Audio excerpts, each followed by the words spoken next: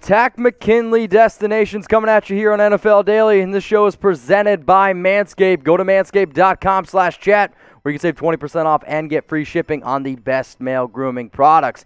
All right, Tom, let's get into it. We got the latest around Takk, and then we're going to get into our top 5 destinations for him. He will be officially released on Tuesday. This move has not been made official at this point. At least it wasn't done in time for the end of the NFL day at 4 p.m. Eastern. So won't be done until Tuesday, which means he'll be on waivers from Tuesday evening to Wednesday evening. We'll know if anyone claims him then. If so, the new team would owe him under $900K for the rest of the year. Yep. So it's not that expensive. I think the issue for McKinley is less of the fact that when he's been on the field, he's actually been pretty good this year. Yep. Showed some flashes, good pressure rate, just the 1 sack in what is technically 4 games, but from like an actual playing in them perspective, it's like 2 full games. He's been banged up with a groin this year. That might be an issue. The problem is that McKinley, who as he pointed out on Twitter, only has 17.5 sacks in his career because he was very upset that Atlanta did not trade him because he only has 17.5 sacks, so why'd they pass on offers for him? It was very weird to see a player be like, haha, you guys are dumb for not trading me, I suck. That was kind of a weird flex by Takk McKinley, and I think the way he's handled not being traded was not good. And I think it led to some locker room stuff. I think we'll get more of that stuff getting leaked out over the next couple days. And they chose to just outright cut him. Yep. So in terms of vetting the player, they're going to have to decide, hey, do we actually want to sign him? Because clearly the on-field stuff is fine. Yep. The injury's one thing. The off-the-field's a whole nother issue. So do you want your team to go out and sign Takk? Type Y for yes or type N for no. All right, Tom, let's get into it. The Dallas Cowboys, first team up here on the list. Well, this is a team that had very clear interest in Takk McKinley in that 2017 NFL Draft. In fact, the Falcons traded up in front of the Dallas Cowboys to go get him. I was pretty sure if McKinley was on the board there, he was going to be the pick by the Cowboys instead of Taco Charlton, which we're not talking about the other guy that went behind both of those guys, but that's okay. The question here for the Cowboys is that pass rush isn't the biggest need. Yep. But if they want Takk McKinley, they're pretty high in the waiver claim. They might be able to get him, actually. And on one hand, it would mean no more playing Dorrance Armstrong, because he's bad, and I'm done with him. It also means you wouldn't be playing Bradley and I anymore, which you already weren't. So there would be no hope of an I playing at all.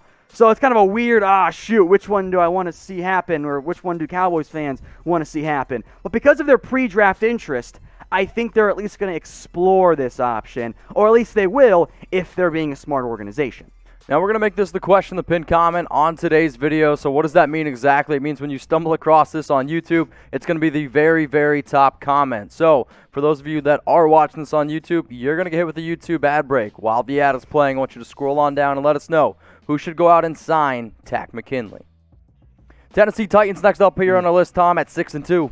They have not been able to get consistent pressure and sacks this season. Yep. They have already been burned once, however, by a former Falcons pass rusher. So I'm actually not convinced they want to go back into the well and be like, yeah, this time it'll be different. But look, Clowney's hurt again. They already cut Vic Beasley. That leaves Harold Landry and a bunch of dudes at actually the outside linebacker spot that you probably have never heard of. And that's certainly okay if you don't live in Nashville or in Tennessee. So if you're the Titans, I know it's a former Falcon. I think this might be the guy you go, maybe this time it'll work out, because they're trying to compete and they don't have the pass rush to actually do that. So if I'm Tennessee, I think they're one of the most logical fits for Takk McKinley. So you mentioned Vic Beasley. We actually did a video last week on some potential Vic Beasley destinations.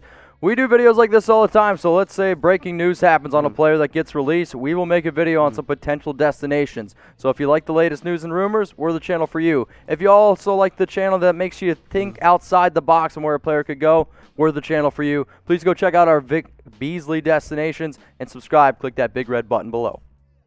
New York Jets, potential destination. Okay. Yeah, I'm doing different teams than we did for Vic Beasley intentionally, because I don't want the exact same teams. And I think for Takk McKinley, who's younger and cheaper than Vic Beasley would have been in terms of claiming him, bad teams might make more sense for Takk than they did for Vic Beasley.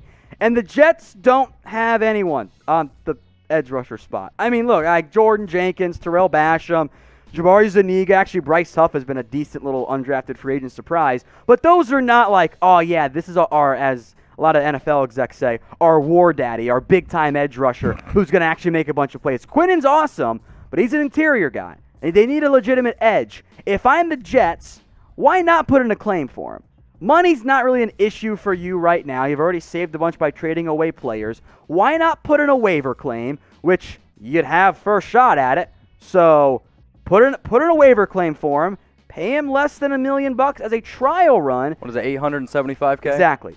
Why not see what he can do? If he works out, great, you can extend him, or you might get a comp pick for him even. And if he's still a head case or whatever and struggles, okay, we lost less than $1 million. I mean, this is the same team that tried to trade for Kalen Ballage. This is a better decision than that. So if I'm the Jets, Kalen Ballage looked pretty freaking good this past whatever. week. I would do it if I were a team like the Jets. I would put in a claim. All right, guys, give us a 1 for yes, type 0 for no. Will a team claim Takk on waivers? Today's show is presented by Manscaped, and all the guys out there, make sure you go and get yourself the perfect package, 20% off and free shipping. What exactly comes in the perfect package from Manscaped? You get the Lawnmower 3.0, which you can see right here on screen. It's the best male grooming tool out there, so if you need to shave your chest, if you need to shave around your belly button area, or if you need to shave, well, the sensitive areas. The really sensitive areas. The Lawnmower 3.0 is the way to do it. Also, if you put deodorant underneath your arms, you should probably put it on your balls as well. They have ball toner, ball deodorant. The reason why their slogan is your balls will thank you, it's because they will actually thank you. Wait, you hear that? Did they thank you. Thank you. Yeah, it's because I use Manscaped every single day. Why are your balls so high-pitched? It's because it's a good point, Tom. It's a good point. Get 20% off and free shipping, manscaped.com/chat. The New York Giants here next up. The other team, not really in New York, but kind of in New York. The Giants, are much like the Jets, are in need of pass rush help. And Dave Gettleman, he loves to add players when maybe they shouldn't actually be trying to add football players. But they have been decimated by injuries at the edge rusher spot. Lorenzo Carter, O'Shane Zimenez, day 2, I think maybe an early day 3 draft pick for O'Shane, if I'm remembering correctly, but I think maybe it's round 3 for both. Either way, investments were made in those two guys, and they're out. They are out there on IR. So they got Kyler Fackrell, late round day 3 picks in Cam Brown and Carter Coughlin. They rotated in Trent Harris and old veteran Jabal Sheard. If you're bringing in Jabal Sheard, why not bring in Takk McKinley? Exactly. That's my mindset. I think he fits the defense pretty well.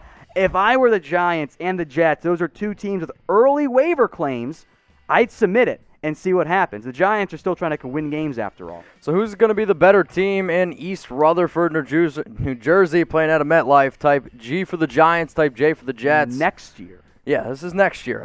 Because one of these teams might have Trevor Lawrence. I don't think it matters. One of them still might have Daniel Jones. I think even if the Jets have Trevor Lawrence, that team is so bad and so depleted that even with Trevor, he's not really going to be able to do much. Okay. I mean, do you disagree with me? I might go Jets. Wow. I think Joe Douglas is a smart GM. I do too. Now, it is still a multi-year rebuild. If multiple years. Is Dave Gettleman there again next year for the Giants? True. Because if the answer is yes, then I think I might go Jets. If he's gone, I think I might go Giants. But you guys can get your votes in the comments for me. One team that continues to be aggressive, because obviously this is their Super Bowl window, it's the Kansas City Chiefs, and they could always use more pass rush. I was actually going to remove the Chiefs from this list because we put them on the Vic Beasley one too. And then Taco Charlton. He's headed to IR with a leg injury. Wow. So there goes one of their key rotation guys. So, hey, it worked going to the 2017 former bust who actually was playing pretty decently for you. Yep. Why not try this 2017 former bust who might end up playing pretty decently for you? The Chiefs have been aggressive. A claim I think would work for them. They'd be, of course, down at the bottom of the waiver wire order. Money is a little bit tighter for them because, they're spending everywhere. But if you're trying to make sure you're still having success in terms of rushing the passer, which they need to do, the defense has been solid this year. Yep. But I think they know it's going to get tougher as they play better offenses like the Bills and Titans and even the Ravens consistently in the postseason. Another pass rusher like Takk McKinley could be a really good addition for them.